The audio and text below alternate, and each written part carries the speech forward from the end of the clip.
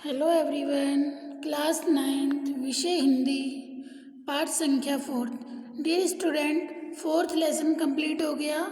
ये आपकी कृतिका बुक का लास्ट चैप्टर था। ओके, क्षितिज बुक आपकी पहले कंप्लीट हो गई, कृतिका का लास्ट चैप्टर था। आज इसके क्वेश्चन आंसर समझा रही हूँ, ठीक है। क्वेश्चन नंबर 1 है बेटा, शहरवासी माटी वाली को ही नहीं उसके कंटर को भी अच्छी तरह पहचानते हैं। आपकी समझ में वे कौन से कारण रहे होंगे जिनके रहते माटी वाली को सब पहचानते थे। देखिए बेटा, जो माटी वाली महिला थी वो टिहरी शहर में अपने गांव से हर दिन जाकर माटा खाना से माटी खोदकर टिहरी शहर में घर घर जाकर माटी दिया करती थी, ठीक है। अपने बिना ढक्कन वाले कंटर में माटा खाना से खोदकर लाल चिकनी मिट्टी भरती थी और शहर के प्रत्येक घर में बेचा करती थी। वह गरीब नाटी हरिजन महिला थी। लाल मिट्टी की जरूरत शहर के हर घर में होती थी। उस मिट्टी से ही रसोई में चूल्हे की लिपाई पुताई होती थी। त्योहार आदि अन्य अवसरों पर मकान को गोबर के साथ इसी मिट्टी को मिलाकर लीपा जाता था। शहर का हर व्यक्ति, किराएदार और बच्चे भी उसके घर पर कंटर रखाते थे और पहचानते थे उसे, क्योंकि उसका कोई और भागीदार नहीं था। वो बेटा एक अकेली ही महिला थी जो पूरे शहर में माटा खाना से माटी दिया करती थी, ठीक है। उसका कोई प्रतिद्वंदी नहीं था। उस शहर में लाल चिकनी मिट्टी पहुंचाने का काम वह केवल अकेली महिला ही करती थी।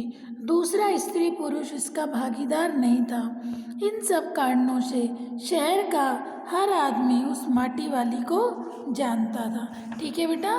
क्लियर हो गया कि शहरवासी सिर्फ माटी वाली को ही नहीं बल्कि उसके कंटर को भी अच्छी तरह पहचानते थे।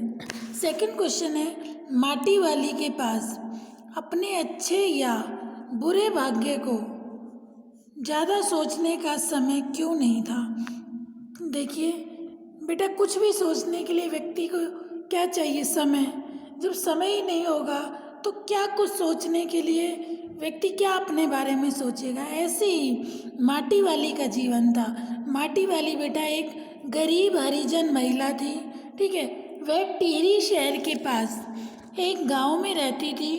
उसके पास कोई खेत या जमीन नहीं थी। जिस जमीन पर उसकी झोपड़ी बनी थी वह भी गांव के ठाकुर की थी, ठीक है। इसके बदले में उसे उसकी अनेक तरह से बेगार करनी पड़ती थी। उसका पति भी वृद्ध था, बीमार था, कुछ भी कार्य करने में असमर्थ था। अर्थात उसका पति कोई भी कार्य नहीं कर सकता था। 2 वक्त की रोटी जुटाने के लिए उस दलित बुढ़िया को माटा खाना से मिट्टी खोदकर टिहरी के लोगों के घर में पहुंचानी होती थी, ठीक है। वो सुबह जल्दी उठती, माटा खाना से माटी भरती, शहर में पहुंचाती। इसी कार्य में उसे सुबह से शाम हो जाता था। वहाँ टिहरी के लोग बदले में उसे कुछ पैसे या रोटी दे दिया करते थे। इस काम से उसे सुबह से रात हो जाती थी। रात को घर पहुंचकर ही दिन में मिले पैसों से वह रसोई बना पाती थी। इन परिस्थितियों में उस गरीब मेहनती वृद्धा के पास अपने भाग्य के अच्छा होने या बुरा होने के बारे में सोचने का न तो समय बचता था और न ही सामर्थ्य। वह सोच ही नहीं पाती थी कि उसका भाग्य अच्छा है या बुरा। उसकी सोच और चिंता बस जीवित रहने के लिए 2 वक्त की रोटियां जुटाने तक ही सीमित थी। तो उसे बेटा कुछ ज़्यादा सोचने का समय ही नहीं मिलता था। उसका कार्य क्या था? सुबह जल्दी उठना, माटा खाना जाना, माटा खाना से माटी लाना और उस माटी को टिहरी शहर में देना। सुबह से रात उसे इसी कार्य में हो जाती थी। तो वह सोच ही नहीं पाती थी कि उसका भाग्य अच्छा है या बुरा। उसकी सोच और चिंता बस जीवित रहने के लिए सिर्फ 2 वक्त की रोटियां जुटाने तक ही सीमित थी। ओके, क्लियर हो गया बेटा। क्वेश्चन नंबर 3, भूख मीठी के भोजन मीठा से क्या अभिप्राय है? आप इससे क्या समझते हैं? भूख मीठी के भोजन मीठा। देखिए बेटा, जैसा कि पाठ को पढ़ाते समय बार बार ये लाइन आ रही थी और मैंने आपको समझाया, ये कथन भूख मीठी की भोजन मीठा इस कहानी में 2 बार आया था। ठीक है, पहली बार जब माटी वाली को, ठीक है, जब माटी वाली को वो एक स्त्री रोटी देती है और रोटी के बाद उसे बोलती है कि चाय के साथ घटक लो, कोई ताज़ी या बासी सब्जी रोटी के साथ नहीं है, तो वह चाय सब्जी का ही काम कर रही थी। यहाँ यह कथन उस स्त्री का है जो बताना चाहती है कि भूख में साधारण भोजन भी अच्छा। तो वो क्या कहती है माटी वाली, साग नहीं है तो क्या हुआ, भूख मीठी के भोजन मीठा। अर्थात जब व्यक्ति को भूख लगी होती है बेटा, उस समय यह नहीं देखा जाता कि भोजन में स्वाद क्या है, बल्कि उस समय तो जो मिल जाए वही व्यक्ति को स्वादिष्ट लगता है। दूसरे स्थान पर इसका प्रयोग तब हुआ जब माटी वाली अपने ग्राहकों से मिली रोटियों को कपड़े में लपेटकर अपने घर लौट रही है। वह सोच रही है कि उसका बीमार अशक्त बूढ़ा रोटियां देखकर प्रसन्न हो जाएगा। वह बताएगी कि साग तो कोई है नहीं। वह कहेगी भूख मीठी के भोजन मीठा। यहाँ भी आशय यही है कि भूख में भोजन की आवश्यकता अधिक होने से वह बासी और खराब होने पर भी स्वादिष्ट लगता है। हमारे यहाँ एक कहावत प्रचलित है कि भूख में किवाड़ भी पापड़ लगते हैं। इसका आशय है कि भूखे व्यक्ति को ताजी बासी हर तरह का खाना अच्छा और स्वादिष्ट लगता है, क्योंकि वह उसकी भूख मिटाकर उसे शांति और संतोष देता है। यही आशय पुस्तक में आए कथन का है कि भूख मीठी के भोजन मीठा। तो जब व्यक्ति को भूख लगी होती है उस समय यह नहीं देखा जाता कि भोजन में क्या है, उस समय जो मिल जाए वही व्यक्ति को मीठा लगता है, जो उसकी भूख को शांत करता है। ओके बेटा, क्लियर हो गया। क्वेश्चन नंबर 4, पुरखों की गाढ़ी कमाई से हासिल की गई चीज़ों को हराम के भाव बेचने को मेरा दिल गवाही नहीं देता। मालकिन के इस कथन के आलोक में विरासत के बारे में अपने विचार प्रकट कीजिए। विरासत जो हमें हमारे पूर्वजों से मिलता है, ठीक है, उसे हम क्या कहते हैं, विरासत में मिली वस्तुएं। ठीक है, मालकिन के पास जब मालकिन पीतल के गिलास में माटी वाली को चाय देती है, ठीक है, मालकिन के पास पुराने पीतल के गिलास हैं, उसको वो गिलास अपने पूर्वजों से प्राप्त हुए।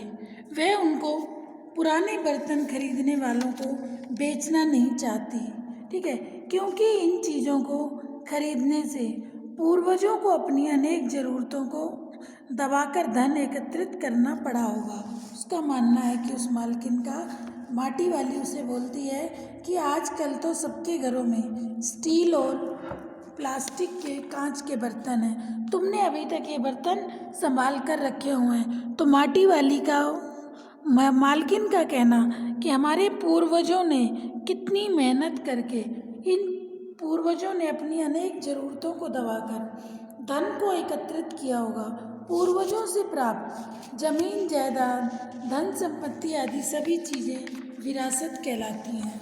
विरासत का अर्थ ही है पुरखों से प्राप्त कोई चीज़, अर्थात अपने पूर्वजों से प्राप्त की हुई कोई चीज़। यूँ तो विरासत में पूर्वजों का व्यक्ति को रूप, रंग, गुण, अवगुण, पसंद, नापसंद, दीर्घ और अल्पायु भी प्राप्त होती है।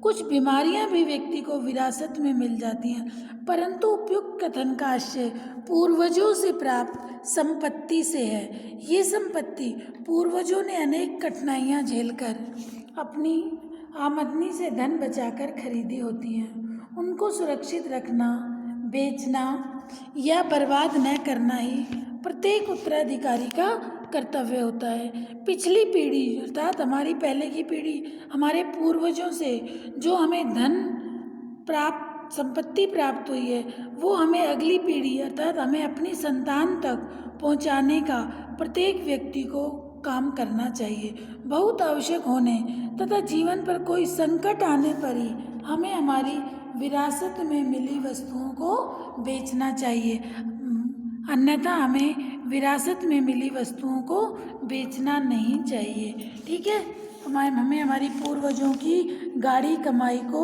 यूं ही बर्बाद नहीं करना चाहिए। पूर्वजों की वस्तुओं को हमें जो विरासत में मिली है उसे हमें संभाल कर रखना चाहिए। ठीक है बेटा, ये क्वेश्चन क्लियर हो गया। एक फिफ्थ क्वेश्चन देखिए, माटी वाली को रोटियों का इस तरह हिसाब लगाना किस मजबूरी को प्रकट करता है। देखिए, माटी वाली बहुत गरीब महिला थी। माटी वाली को अपने ग्राहकों के घरों से 4 रोटियां मिलती हैं। एक रोटी तो वह चाय के साथ खा लेती है, शेष 3 रोटियां एक पुराने कपड़े में लपेटकर घर ले जाती है। घर पर उसका बीमार बूढ़ा पति उसकी प्रतीक्षा में है। रास्ते में माटी वाली हिसाब लगाती है कि वह 2 रोटियां अपने पति को दे देगी, पर वह एक या एक से अधिक 1.5 रोटी ही खा पाएगा। वह बीमार रहता है, उसे भोजन पचता नहीं है, शेष रोटियों से उसका काम चल जाएगा। माटी वाली के पास 3 ही रोटियां हैं, घर में और कुछ खाने को है नहीं, रोटियां भी नहीं बनाई जा सकती। खाने वाले 2 हैं, एक वह और एक दूसरा उसका वृद्ध बीमार पति। माटी वाली अत्यंत गरीब है और माटी शहर के हर घर में पहुंचाकर अपनी रोजी कमाती है।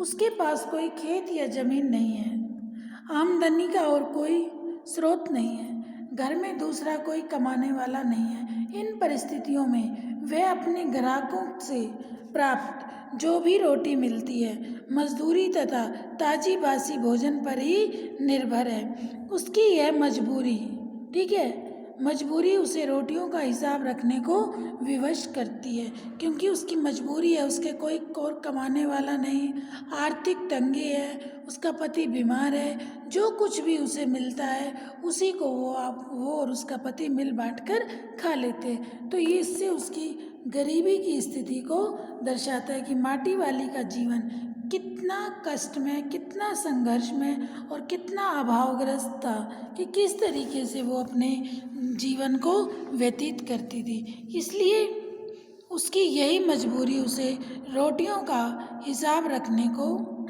विवश करती है। अब बच्चे पूछेंगे क्या मजबूरी बेटा? आर्थिक तंगी, ठीक है, उसका कोई कमाने वाला नहीं था, पति बीमार था, वो खुद जो माटा खाना से माटी लाकर घर घर देती थी, उसी माटी से वो अपना घर चलाती थी। ठीक है बेटा, क्लियर हो गए? 5 क्वेश्चन मैंने आपको आज करा दिए। इन क्वेश्चंस को अच्छे से आप सुनना, समझना, होमवर्क नोटबुक में कर लेना। कंप्लीट चैप्टर के क्वेश्चंस हो जाएंगे, फिर मैं आपको PDF सेंड कर दूंगी। ओके बेटा, कोई भी डाउट हो आप अपने डाउट ज़रूर क्लियर किया करो, और डेली का वर्क आप डेली किया करो। जो भी वर्क जिस दिन कराया जाता है उसी दिन, चाहे वो लर्निंग वर्क है चाहे वो रिटर्न वर्क है, डेली का डेली करोगे, आपको कोई बर्डन नहीं होगा। ओके बेटा, तो ये 5 क्वेश्चन आंसर समझा दिए मैंने आपको, इनको आज ही आप सुन लेना और होमवर्क नोटबुक में कर लेना। ओके बेटा, इसके आगे वाले नेक्स्ट मैं आपको नेक्स्ट क्लास में कराऊंगी, ठीक है? इसलिए हाफ करा रही हूँ जिससे आपको अच्छे से क्लियर हो जाए। ओके, थैंक यू बेटा।